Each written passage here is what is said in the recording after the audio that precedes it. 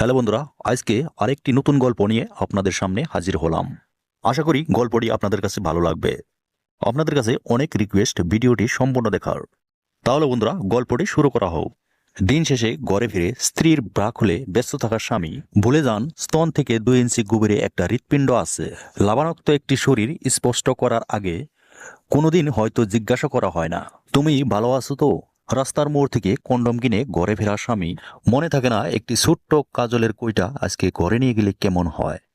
সংসার একটা উপভোগ করার জায়গা, অথচ আমরা অনেক সময় ভোগ করাটাকে সংসার ভাবতে থাকি।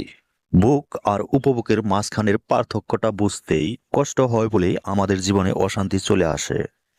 সংসার মানে আসলে নিয়ম করে ব্লাউজের বোতাম খোলা না। এসব খোলামেলা নিয়মের বাইরেও অনেক কিছু থাকে। সংসার একটি দায়িত্ববোধের ব্যাপার।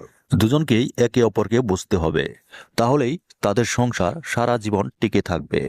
বন্ধুরা, ভিডিওটি থেকে যদি আপনারা অল্প উপকারিত হন তাহলে ভিডিওতে একটা লাইক এবং চ্যানেলে যদি আপনারা নতুন তাহলে চ্যানেলটি সাবস্ক্রাইব করে রাখবেন আর পাশে থাকা বেল আইকন ক্লিক করে দিবেন।